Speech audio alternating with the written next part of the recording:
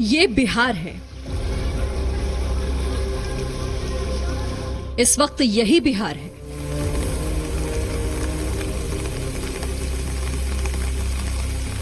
बिहार की किस्मत में बाढ़ नहीं है, लेकिन लिख दी गई है।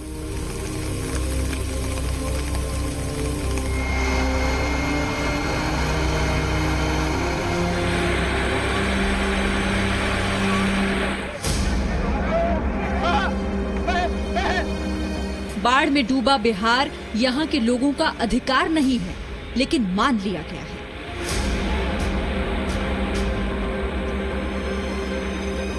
सावन में मल्हार बिहार में सुनाई नहीं देती, बल्कि यहां नजर आते हैं डूबते घर और बेबसी की आवाज।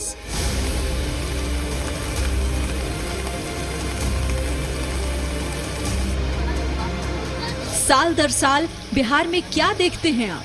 बाढ़ से पलायन, छोड़ना घर बार। बिहार जिसकी मिट्टी को गंडक, घाघरा, कोसी, महानंदा जैसी नदियां सींचती हैं, और फिर यही नदियां बन जाती हैं बाढ़ से बेहाल बिहार की सबसे बड़ी वजह।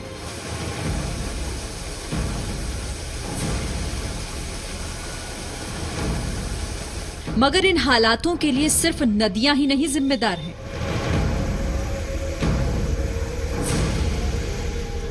30 साल हो गया सर, वो भी कोई आदमी नहीं आया। नीतीश बाबू को तो आदमी कोई नहीं आया यहाँ पर। हम लोग का पूरा गांव यहाँ था, नदी किनारे में सब गिर गया है, एकदम 3-4 दिन के अंदर में गिर गया। यहाँ पर हम लोग की झोपड़ी में बहुत तबाही मच गया है। बाढ़ से बहुत परेशानी होता है। हर साल बाढ़ आता है, कुछ भी नहीं मिलता है। इस वक्त बिहार में पानी नहीं, पानी में बिहार है। सरकार चाहे जो भी कहे, लेकिन बिहार में बाढ़ है।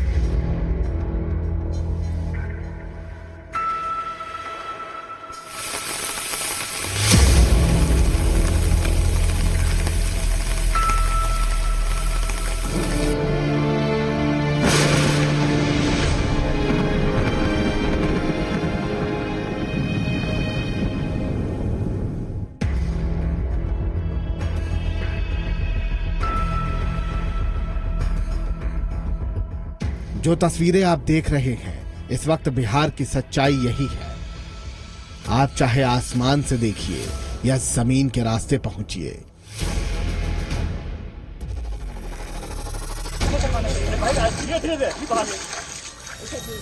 बिहार में आपको हर तरफ पानी ही पानी दिखाई देगा।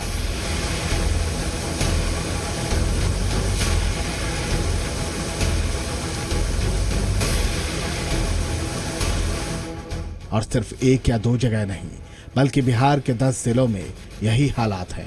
बिहार की यह तस्वीर हर साल एक सी रहती है। एक और चीज जो नहीं बदलती है, वो है लोगों की मजबूरी। कोई नहीं मदद करने आया, ना डीएम आया, ना थाना का कोई अधिकारी पूछने आया, ना किसी तबके का आदमी हम लोग का खोज खबर नहीं। बिहार की बाढ़ और बाढ़ पीड़ितों की मुश्किलों से आपको वाकिफ कराने के लिए पिछले 5 दिनों से लगातार उन लोगों के साथ है। लाखों लोग बेघर हो चुके हैं। लोगों के पास खाने पीने का सामान नहीं है। सरकार लोगों को राहत पहुंचाने का दावा तो कर रही है, लेकिन जमीन पर हकीकत कुछ और है। बिहार के मोतिहारी जिले के उन गांवों में पहुंची जहां मदद के लिए ना तो सरकार पहुंची और ना ही इन लोगों की आवाज बनने के लिए कोई मीडिया चैनल। भवानीपुर गांव का वार्ड नंबर 9 है, जलमग्न है। और जैसा मैंने बताया 40 से 50 गांव इसके और आगे तक जो ये पानी का बहाव आपको दिख रहा है, ये पानी का बहाव उन गांवों तक पहुंच रहा है। और इस गांव की तस्वीर देखिए, पीछे वो पूरा स्कूल है। स्कूल के पास भी आपको एक चबूतरे पे काफी सारे लोग फंसे हुए दिख जाएंगे। गांव के लोग हैं हमारे साथ पूछने के लिए। गांव में कोई मदद आप लोगों को पहुंचा है कि नहीं? कहीं कोई मदद नहीं किया सर। 3 नंबर वार्ड भी बुरा है। नहीं, यहाँ से ये जो पानी दिख रहा है, ये कितने किलोमीटर आगे तक है ये पानी? कम से कम 15 किलोमीटर। 15 किलोमीटर ये पानी है। हाँ, पानी है 15 किलोमीटर। समझ लीजिए कि सर कोई नहीं पूछने है, हम लोग भूखे मर रहे हैं, समझ लीजिए। मोतिहारी के भवानीपुर गांव में पिछले 2 दिनों से लोगों तक कोई मदद नहीं पहुंची। लोग एक दूसरे की मदद के सहारे हैं। सड़क संपर्क टूट चुका है। गांव का एक स्कूल जो फिलहाल डूबने से बचा हुआ है, इन लोगों का आखिरी सहारा है। और यही मोतिहारी के भवानीपुरा गांव के लोगों का सच है। घर के तो जो जाना था वो दह गया, डूब गया, घर गिर गया। गौस नगर स्कूल में हम लोग बैठे हुए हैं, बच्चे अपने छोटे छोटे लेकर के। ये स्कूल जो सामने दिख रहा है, स्कूल में तो स्कूल के सामने का ये सब हिस्सा भी तो गिर गया है सारा। ये सब गिर गया ना, वो सब बच्चे हैं ना, वो सब बच्चा वही सब हम लोग बच्चा लेकर तो आपका घर गिर गया है? हमारा घर गिर गया। कितने लोगों का घर गिर गया गाँव में? अब इतने लोगों के घर जहाँ तक गिर गया होगा, हमारा भी घर गिर गया है। चूड़ा उड़ा कोई सरकार से आया है कि खुद खरीदा? कोई नहीं दिया है, कोई नहीं दिया है। जैसे ये भैया के पास 10-20 है तब मांग के लेकर के खा लिए।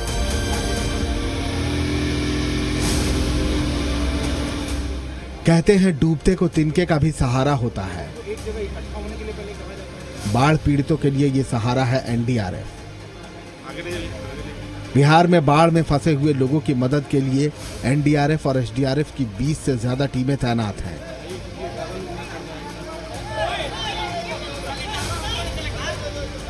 लेकिन ये रेस्क्यू कैसे होता है? बाढ़ और बारिश के बीच किस जगह एनडीआरएफ की टीम लोगों तक पहुंचती है और उन्हें सुरक्षित बाहर निकालती है, ये जानने के लिए ग्राउंड जीरो पर पहुंची। विश्वास इस बात का था कि पानी शायद कम हो जाए। विश्वास इस बात का था कि जो बांध टूटने के बाद पानी का फ्लो, हम जिस जगह थे जरा वो देख लीजिए, जिस जगह पे हम खड़े थे, जिस सड़क के पास, वहाँ लोग आपको इस वक्त दिख रहे होंगे। चुनौतियां बहुत सारी हैं, चैलेंजेस बहुत सारे हैं कि एक तरफ ये पानी बढ़ता जाता है, दूसरी तरफ बारिश का मौसम है, तो बारिश होती रहती है। तो बारिश के बीच में इस रेस्क्यू को करना, रेस्क्यू ऑपरेशन को चलाना अपने आप में चैलेंज हो जाता है, क्योंकि एक तरफ नीचे पानी है और उसके बाद जब बारिश हो रही होती है, वैसी स्थिति में वहां तक पहुंचना, वहां से लोगों को निकालना, उनको मदद करना, ये अपने आप में एक चैलेंजिंग टास्क है। तो यहाँ पर देखिए बहुत सारे लोग इकट्ठा हो गए, यहाँ से सभी को हम लोग लेकर के सुरक्षित स्थान पे छोड़ देंगे। ऐसे में क्या होगा कि हम लोग बहुत कम समय में अधिक से अधिक लोगों को सुरक्षित स्थान पे पहुंचा सकते हैं। बाढ़ में डूबे बिहार की तस्वीरें और रिपोर्ट आपने पहले भी देखी होंगी, लेकिन बाढ़ में डूब चुके सरकारी दावों की रिपोर्ट आप अब देखेंगे। बिहार की 76% से ज्यादा आबादी ऐसे इलाकों में रहती है जहां कभी भी बाढ़ आ सकती है। नेपाल और बिहार की सीमाएं आपस में मिलती हैं और जब पूर्वी नेपाल के पहाड़ी इलाकों में भारी बारिश होती है तो पानी पहाड़ों से बहकर नारायणी, गंडक, बागमती और कोसी जैसी नदियों में पहुंच जाता है और इन नदियों का जलस्तर तेजी से बढ़ने लगता है। बगहज में नेपाल के बॉर्डर पर भारत की आखिरी पंचायत है वाल्मीकि नगर। इस सफर में हमारे साथी थे कुछ स्थानीय लोग और एक टूटी हुई नाव। हम चलेंगे उन इलाकों में जहां लोग अभी भी फंसे हुए हैं, उन इलाकों में चलेंगे जहां लोग खुद से वहां तक पहुंच रहे हैं। अपना राहत सामग्री जो उनके पास है, जो सामान उनको लेके जाना है, ये उनका चैलेंज रोज का है। ये देखिए टूटी हुई नाव है, इस नाव में पानी लगातार भरता है और इसी टूटी हुई नाव में व्यवस्था ऐसे काम चलाऊ की जाती है कि इस पानी को निकाला जाता है। उसके बाद इधर के गांव के इस हिस्से में फंसे हुए लोग जो उस तरफ के गांव में जिनको जाना है, जहां उनका घर है, वहां जब जाने का वो प्रयास करते हैं तो देखिए वो प्रयास कैसे शुरू होता है और दिन कैसे शुरू होता है कि आखिरकार क्या हालात हैं इस वक्त। गंडक नदी से छोड़े हुए पानी के बाद जो आधा दर्जन से ज्यादा गांव जलमग्न हुए हैं, उन गांवों की स्थिति क्या है, वहां से हम एक ग्राउंड जीरो रिपोर्ट आप तक पहुंचाने का प्रयास करेंगे। इसी नाव में हमारा भी सफर होगा, इस नाव में हमारी टीम होगी और फिर अब देखते हैं कि इस नाव से ये सफर कैसे आगे बढ़ता है, किस तरीके से ये नाव आगे गांव तक पहुंचती है। ये तस्वीरें आंखें खोलने वाली हैं। बाढ़ राहत के नाम पर करोड़ों रुपए का जो फंड प्रशासन के पास आता है वो कहां बह जाता है, इन तस्वीरों को देखिए और समझ जाइए।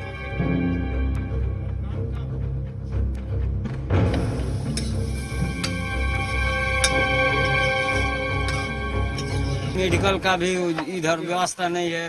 तबीयत खराब होता है तो हम लोग वाल्मीकि नगर जाते हैं, नहीं तो भैंसा लौटन जाते हैं, तब जाके हमारे घर के बाल बच्चे बचते हैं। हम आपको बार बार यही बता रहे हैं कि जिस ग्राउंड जीरो से हम निकल रहे हैं और जिस ग्राउंड जीरो तक हम पहुंचने का प्रयास कर रहे हैं, वहां तक सरकार और प्रशासन सिर्फ कागजों में पहुंचा है। वहां तक सरकार और प्रशासन जो पैसे खर्च करने का दावा करता है, उसकी तस्वीर आपके सामने है। ये करोड़ों और अरबों रुपए खर्च करने के बाद ये नाव मिली है यहाँ लोगों को, जो लोगों ने खुद तैयार की है। कोई नहीं पूछता है कि मतलब यहाँ के जनता कैसे रह रहा है, कैसे सफर तय करता है और कैसे राशन पानी अपना मतलब रोजमर्रा की चीजें कैसे लेके जाता है, कोई पूछने वाला नहीं है। जब इन इलाकों में राहत सामग्री को लेकर कोई नाव पहुंचती है तो एक टूटी हुई नाव भी लोगों के लिए उम्मीदों की नाव बन जाती है।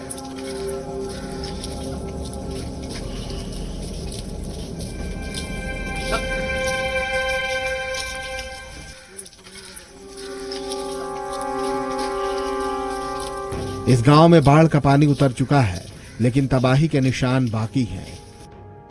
यहां अभी तक कोई सरकारी मदद नहीं पहुंची है। लोगों को पता है कि प्रशासन नहीं आएगा, लेकिन बाढ़ का पानी दोबारा आएगा, इसलिए इंतजाम खुद करके बैठे हैं।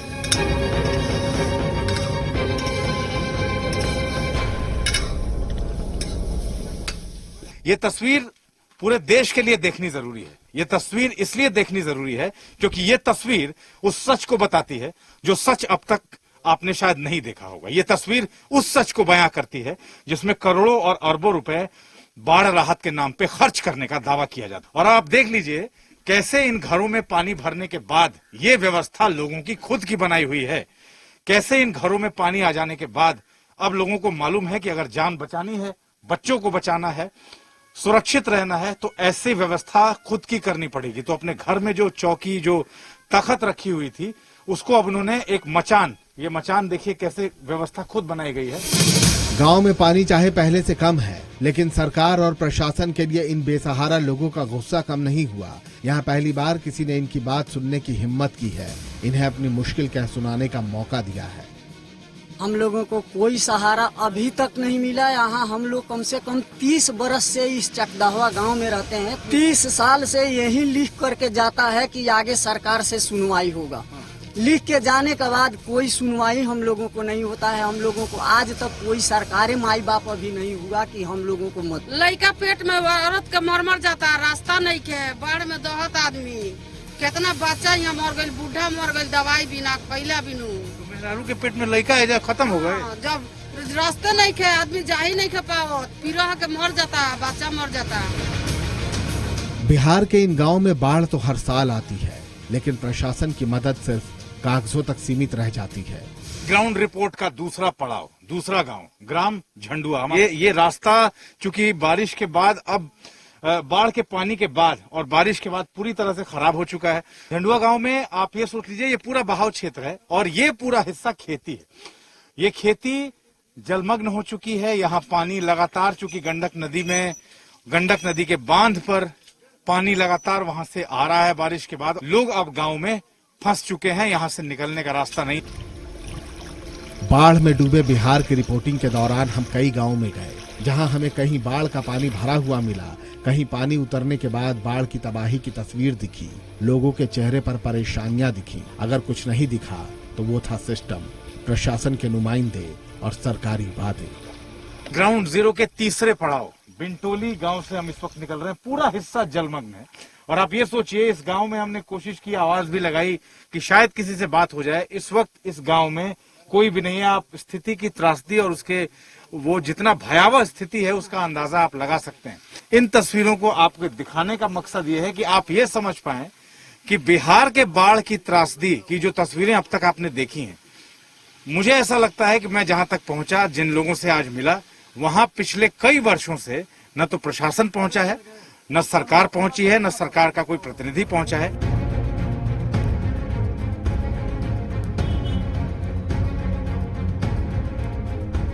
ये रिपोर्ट देखकर आप समझ जाएंगे कि आजादी के 72 वर्षों के बाद भी भारत बाढ़ का इलाज क्यों नहीं ढूंढ पाया है। इन गांवों में बसे लोग ये मनाते हैं कि बाढ़ ना आए, इनके गांव न डूबे, लेकिन इसी सरकारी महकमे का भ्रष्ट तंत्र ये मनाता है कि हर साल बाढ़ जरूर आए ताकि उनकी तिजोरी में पैसे की बाढ़ आती रहे।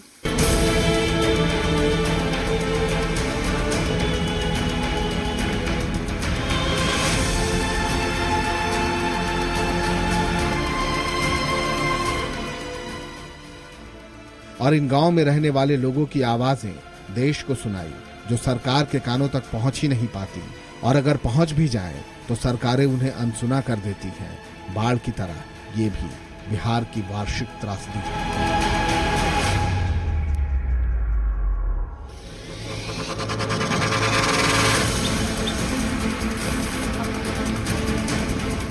बिहार में सिर्फ बाढ़ में घर नहीं डूबते, बल्कि डूब जाती है जिंदगी की रफ्तार। खुली आंखों से देखे गए कई सपने, साल भर की मेहनत और सरकार से उम्मीद की आस। बिहार में सरकारी वादों की हालत खराब है, फसल बर्बाद है, आबादी मदद की मोहताज है। लेकिन सरकार चाहे जो भी कहे, सच यही है कि बिहार में बाढ़ है।